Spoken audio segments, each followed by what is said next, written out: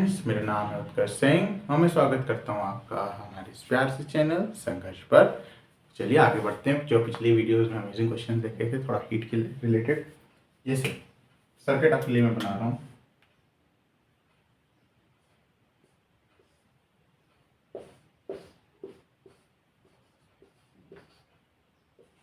आप वीडियो को आगे बढ़ा लीजिए, टाइम ना वेस्ट हो। स्विच है, ऐसे लगाना चाहिए। चलो जैसे भी ऐसे बंद हो जाएगा।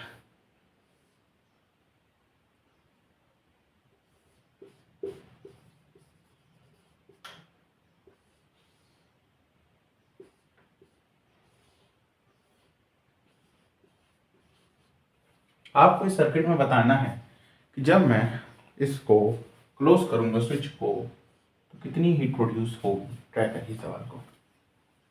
3-4 सवाल हीट पे ले लेते ताकि एक कंसेप्ट बन जाए। तो इसको चाहे तो आप बेसिक तरीके से जा सकते हैं। बेसिकली बेसिक सा क्वेश्चन है। पहले हम लोगों ने इतने कठिन क्वेश्चन कर लिए तो भी बेसिक सही लगेगा। चलिए तो आई होप मेरी वीडियो अच्छी आ रही है। बिल्कुल चलिए हम लोग देख सकते हैं स्विच ओपन होगा तो क्या होगा, इस पाथ से जो ये वाला है कोई करंट फ्लो करेगा नहीं, यानी कि जो आउटर सर्किट है उसी में हो रहा है। तो देख सकते हो कि बैटरी सपोर्टिंग है 20, 10, 30, तो 30 वोल्टेज की 30 वोल्ट की बैटरी मान लेते हैं। ये हो गया V। अब C निकालना है। Q क्या होता है आपका, C डेल्टा V, है ना। चलिए हमारे पास डेल्टा V 30 आ चुका है। अब C निकालते हैं। 4 और 2 किस में आ रहे हैं, सीरीज में।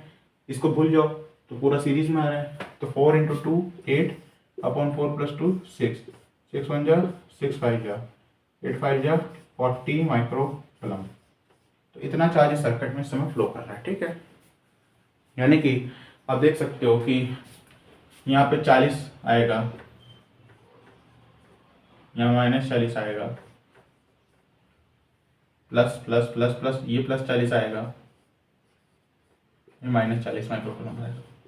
अब स्विच को क्लोज कर देते हैं। चलिए स्विच क्लोज हो गया हमारा। स्विच क्लोज है। अब क्या होगा, अब हम लोग पोटेंशियल डिवाइड कर देते हैं। लेट्स से इस पॉइंट में मैं 0 मानता हूँ, इस पॉइंट में 0 मानूंगा, इस पॉइंट में मैंने 0 माना है, बहुत बढ़िया। तो ये पॉइंट क्या हो जाएगा आपके पास 0, स्विच है ना, ये क्रॉस कर देना। ये क्या हो जाएगा 10, ये 0 है, ये 0 है, ये क्या हो जाएगा -20, ठीक है, बहुत बढ़िया। अब ध्यान से देखो इसके अक्रॉस पोटेंशियल डिफरेंस कितने का आ रहा है, 10 का। 10 का आ रहा है ना स्विच को क्लोज करने के बाद। तो पोटेंशियल डिफरेंस 10 आ रहा है। कैपेसिटेंस कितना है 4, चार्ज कितना आएगा 40 माइक्रो कूलम। अच्छा इस पे बात करते हैं। पोटेंशियल डिफरेंस 20 का आ रहा है, 0 - 20। अच्छा चार्ज कितने का आएगा, 20 का potential difference into 2 40 micro coulomb.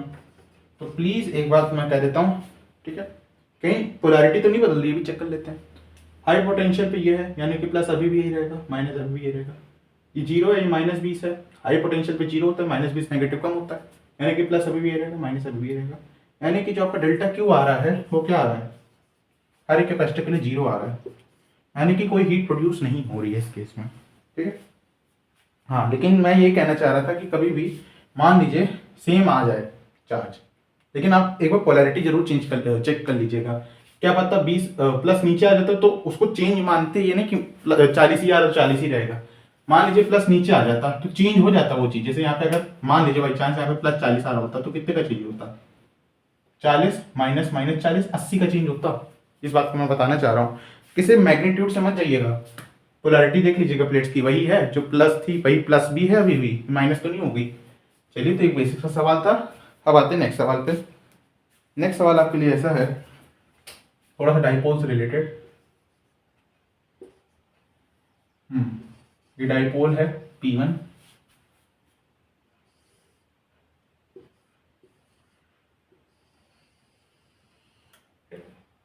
ये जो डिस्टेंस है R दे रखा है। यहाँ पे मैं डाइपोल बना रहा हूँ, ये मिड पॉइंट है इस डाइपोल का, ठीक। ये डाइपोल है आपका P2, इसे वेक्टर से डिनोट कर देता हूँ क्योंकि डाइपोल एक वेक्टर क्वांटिटी होती है। तो आपको इन दोनों के बीच की इंटरैक्शन एनर्जी बतानी है। क्या इंटरैक्शन एनर्जी, ये भी एक हम लोगों ने अभी तक ऐसा सवाल ले लिया था इसलिए। तो इनके बीच की इंटरैक्शन एनर्जी बताइए, ट्राई करिए। डायरेक्शन देखिए रहेगा डाइपोल्स की। चले मेरी बारी, चलिए तो हम लोग कोशिश करते हैं कैसे कर सकते हैं इन सवालों को। देखो अगर आपको दो चार्जेस दिए होते हैं प्लस क्यू, डिस्टेंस आर है, तो इनकी इंटरेक्शन एनर्जी हम कैसे निकालते हैं, के क्यू स्क्वायर दोनों सेम है अपॉन आर, ऐसे निकालते हैं ना, ये वाला फॉर्मूला आता है। बेसिकली हम ये फॉर्मूला आया कहाँ से हम ये सोचेंगे, है ना, ताकि हम उसको डाइपोल पे लगा सकें। तो बेसिकली जैसे यहाँ के केस में आपका फॉर्मूला क्या आता था, क्या आता था भैया, हाँ वर्क डन, क्यू भी आता था, ये सबका स्रोत है यहाँ पे, मतलब सबका ओरिजिन, यहीं से सारे फॉर्मूले आते हैं इंटरेक्शन एनर्जी के।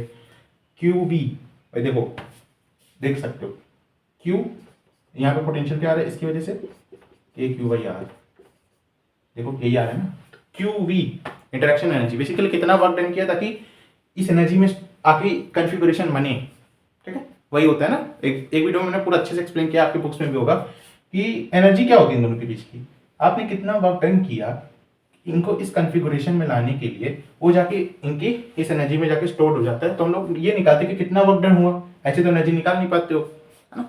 इन्फिनिटी पे जीरो मानते हो पोटेंशियल फोर्स के हिसाब से कि इन्फिनिटी से इस चार्ज को लाए यहाँ पे इस कन्फिगरेशन पे आर डिस्टेंस पे, तो इतना वर्क डन हुआ, तो यही एनर्जी हो गई इसकी, प्रोवाइडेड हमारी एनर्जी कहीं लॉस्ट नहीं हुई। बोलते नहीं काइनेटिक एनर्जी बहुत धीमे धीमे ले जाते, काइनेटिक एनर्जी लॉस नहीं होती। ये सब चीजें बहुत छोटी छोटी चीजें लेकिन बहुत जरूरी चीजें हैं। एक डाइपोल के केस में बात करते हैं, ये प्लस क्यू है ये माइनस क्यू है। अच्छा अब मान लीजिए कि यहाँ पे इलेक्ट्रिक फील्ड कुछ ई दे रहा हूँ, पोटेंशियल दे देता हूँ, पोटेंशियल दे दूँ क्योंकि बेसिकली दिया होगा वो सब आपको, वर्क डन के लिए क्यू भी निकालना होता है। यहाँ पे पोटेंशियल में क्या क्या दे दूँ, V1 V2 मान लीजिए ऐसी कुछ दे रहे हैं, तो इंटरेक्शन एनर्जी होगी Q V1 minus Q V2, ठीक है, एक बेसिक सा कंसेप्ट है, इसको यहाँ पे लगाने वाले। बेसिकली इसको आप ऐसे लिख सकते हो कि U is equals to minus P vector minus P vector dot E vector. P होता है डाइपोल मोमेंट, ई होता है इलेक्ट्रिक फील्ड। कैसे आया फॉर्मूला देखना चाहेंगे कि आज तक समझ जाएंगे, खुद से कर लेंगे, ट्राई कर लीजिए एक बार, मैं बता दूं कैसे आता है फॉर्मूला। चलो थोड़ा सा दिखा देते हैं, नहीं तो फिर कहेंगे दिखाएं, वैसे दिमाग लगाना चाहिए, मैं बार बार चीज़ें इतना वो नहीं करता, स्पून फीडिंग। चलिए दिखाते हैं, दिमाग लगाइए। पी क्या होगा आपका, क्यू इंटू डी इंटू ई। अच्छा इस बात को बताओ ये ई डी क्या होता है, वी को हम लोग ई डी लिख सकते हैं, तो अल्टीमेटली मैं यू को क्या लिख रहा हूँ, माइनस क्यू वी, डेल्टा का है चेंज हो रहा है, ठीक है, यानी कि Q1 V1 minus Q2 V2 वही लिखा है बेसिकली, उसको मैंने उस फॉर्मेट में लिख दिया, ठीक है। आई होप समझ में आ गया होगा। चलिए तो इस कंसेप्ट की बात करते हैं, थोड़ा सा मैंने वो दे दिया कि कैसे करना होता है इन सवालों को।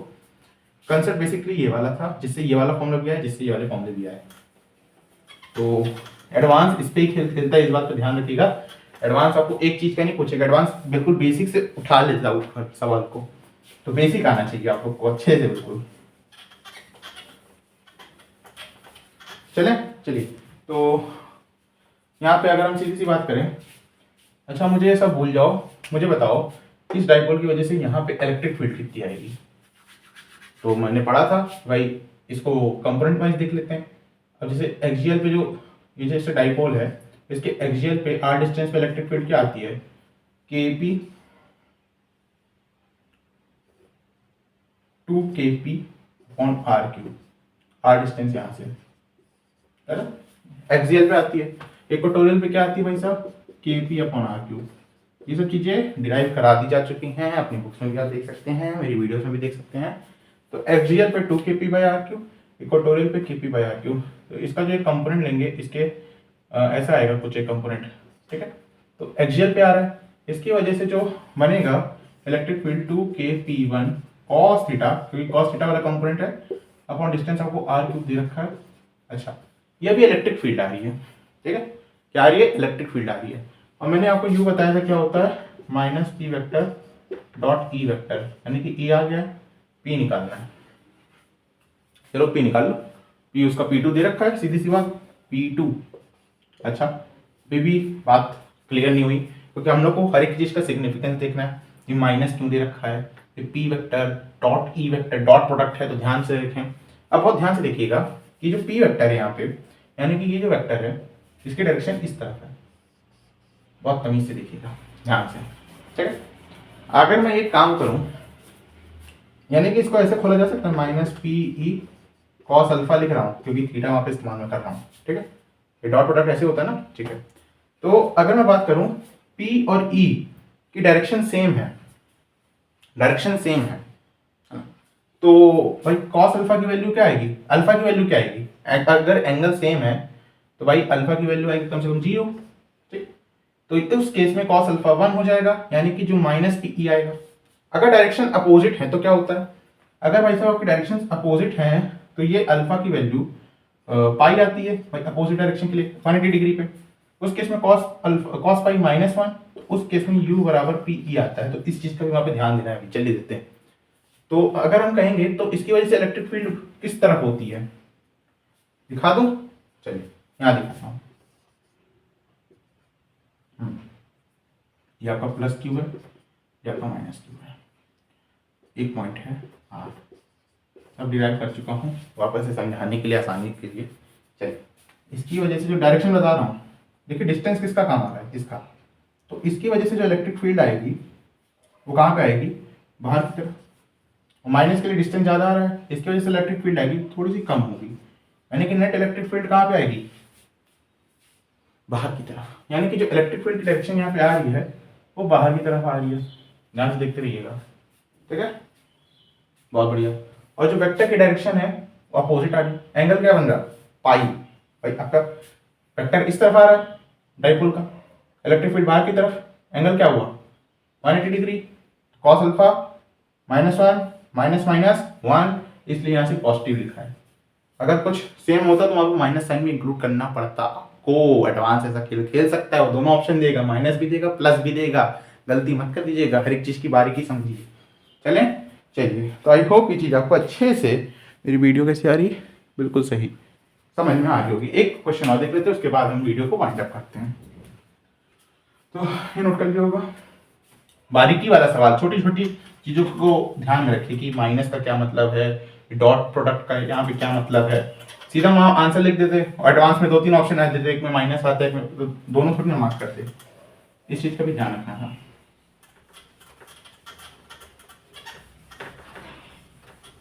चलिए, सवाल ये है आपके लिए कि थोड़ा सा, बहुत पहले सवाल लिया था मैंने, 1 महीना हो गया होगा शायद इस कंसेप्ट पे।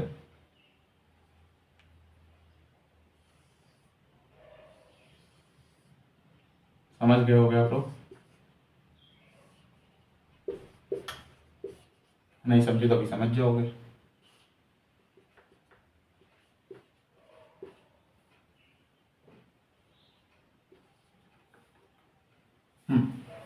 चलो, तो इसकी रेडियस आपको आर दे रखी है, इसकी रेडियस आपको आर दे रखी है।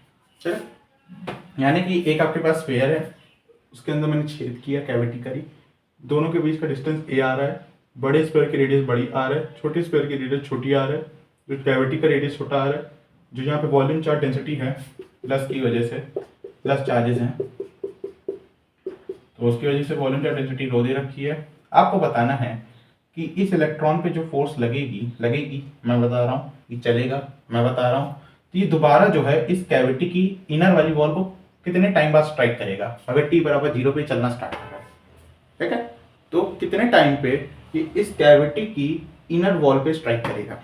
ट्राई करिए सवाल, ऐसा सवाल एक बेसिक से कंसेप्ट से, बेसिकली मैकेनिक्स और इलेक्ट्रोस्टैटिक्स को हम लोग यहाँ पे मर्ज कर रहे हैं। चलिए स्टार्ट करते हैं। तो यहाँ पे आपको कंसेप्ट पता होना चाहिए बेसिकली कि यहाँ पे जो भी फोर्स लगती है वो यहाँ पे रो ए वेक्टर अपॉन 3/0 लगती है कैविटी के अंदर। ये मैंने बहुत अच्छे से पिछली वीडियोस में 1 महीने 2 महीने हो गए होंगे मेरे ख्याल से, बहुत अच्छे समझा है ऐसा क्यों होता है, एक एक चीज डिराइव करिए, यहाँ पे डिराइव नहीं करूंगा, आपकी बुक में होगा ये सब चीजें, ठीक है। रो ए वेक्टर अपॉन 3/0 लगता है। अच्छा, यानी कि इस पे जो फोर्स है बाहर की तरफ लगनी चाहिए, ए वेक्टर आपका ऐसे डिफाइंड है, ठीक। तो इस पे जो फोर्स है बाहर की तरफ लगनी चाहिए, यही तो बात है, इलेक्ट्रॉन पे इलेक्ट्रिक फील्ड की डायरेक्शन पलट जाती है, इस बात का ध्यान रखिएगा, यानी कि इलेक्ट्रॉन को पीछे की तरफ फोर्स लगेगी। छोटी छोटी चीजें हैं, ध्यान रखें, इलेक्ट्रॉन पे जो फोर्स लगती है वो इलेक्ट्रिक फील्ड की डायरेक्शन में नहीं लगती, इलेक्ट्रिक फील्ड की डायरेक्शन के अपोजिट लगती है। यानी कि अब यहाँ पे हमारे पास एक सर्कल रह गया। ध्यान से देखिएगा, जो कैविटी थी, इलेक्ट्रॉन पे इस तरफ फोर्स लग रही है, इलेक्ट्रॉन ऐसे ऐसे ऐसे आएगा, यहाँ वापस टकरा जाएगा। इसमें कितना टाइम लग रहा है, कितनी फोर्स लग रही है, हम लोग पहले ये पता कर लें। तो पता है भाई, फोर्स लग रही है rho A upon 3 not, constant force है। पहले बात ये इलेक्ट्रिक फील्ड है, सॉरी, ठीक। हाँ, force electric field constant, force constant कैसे, इलेक्ट्रिक फील्ड को ई से मल्टीप्लाई कर दो, फोर्स आ जाएगी। रो ए ई अपॉन 3 नॉट एक फोर्स लग रही है। ओके, बहुत बढ़िया, बहुत ध्यान से देखिएगा, छोटा तो नहीं आ रहा, नहीं आ तो रहा सही। तो ये 45 डिग्री है। अब आपको बस ये डिस्टेंस निकालना है। कैसे निकालोगे, देखो ये 45 डिग्री है, तो एक सीधी सी बात मैं कह सकता हूँ कि ये भी 45 डिग्री होगा, ठीक है। कैसे, ऑल्टरनेट एंगल से, ठीक है। ये भी 45 डिग्री होगा, मैं ज़्यादा लिख नहीं रहा हूँ, कंजेस्टेड ना हो, ठीक है। अब ये दोनों रेडियस बराबर, यानी कि ये भी 45 डिग्री होगा और ये 90 डिग्री होगा कहीं ना कहीं। बहुत अच्छा, ये 45 डिग्री 90 डिग्री, यानी कि इस ट्रायंगल को मैं देखता हूँ यहाँ पे अच्छे से, थोड़ा बड़ा दिखाता हूँ। ये 45 डिग्री, ये 45 डिग्री, मुझे डिस्टेंस निकालना है, ठीक है। डिस्टेंस कैसे निकालूंगा, ये आपको आर दे रखा है, बहुत अच्छे। तो ये भी आपको आर दे रखा है। अभी आपको कौन सा ट्रायंगल लग रहा है, राइट एंगल ट्रायंगल लग रहा है। ये क्या हो जाएगा, ये r√2 हो जाएगा। अब इतनी बेसिक कैलकुलेशन आपको दिमाग में हो जानी चाहिए, इतने क्लास 9 से 8 से मैंने याद हो गया होगा, 4-5 साल से तो ये करता थे पाइथागोरस थ्योरम लगाना। r√2 सीधे देख सकते हो, हाइपोटेन्यूज बड़ी होगी, r√2 होता है, ठीक है। तो आपके पास डिस्टेंस पता है, s है r√2, आपके पास एक्सलरेशन है rho a e upon 3 M. M क्या है, मास ऑफ इलेक्ट्रॉन है। एक्सलरेशन है, आपकी इनिशियल वेलोसिटी 0 थी, तो फोर्स कांस्टेंट है। इक्वेशन ऑफ मोशन लग सकती है, बिल्कुल लग सकती है, बस इक्वेशन ऑफ मोशन का खेल रह गया। बस पता होना चाहिए था, वो आपसे देखना चाहते थे कि आपको ये पता है कि इसके अंदर फोर्स कैसे लगती है और इलेक्ट्रॉन पे कैसे लगेगी।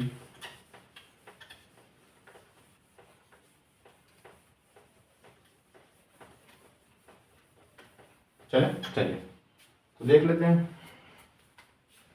रो ए ई अपॉन 3 एस। तो अब यहाँ से कौन सा फॉर्मूला लगेगा, S equals to half A T square. अरे यार, ए तो ए सेम हो रहा है, मैं से कैसे करूँगा, वही तो मैं कह रहा हूँ, ए डैश मान लेता हूँ। ये एक्सक्लरेशन है ए डैश वाला, ए सेम हो रहा है, ठीक है, कोई कंफ्यूजन ना हो। तो एस क्या आपको दे रखा है, r√2, 2 ऊपर ले लो, 2r√2, ए डैश की वैल्यू आपको दे रखी है rho a e upon 3 m t square. तो टी स्क्वायर की टी की वैल्यू मैं उधर दे देता हूँ, 2 3 6 √2r, 2 3 6 √2r M row a E root में, ठीक है। मेरे ख्याल से कोई दिक्कत नहीं होगी, आपका आंसर आ चुका है यहाँ पे, ठीक है। तो जिसने ये सवाल किया होगा, काफ़ी अच्छी बात है, आपके कंसेप्ट इनहेंस हो रहे हैं, रिवाइज हो रहे हैं। तो इसी के साथ हम इस वीडियो को यहीं बाइंड अप करते हैं। अपने क्वेश्चंस की प्रैक्टिस करते रहिए, खेलते रहिए, हंसते रहिए, पढ़ते रहिए। ओम साई राम।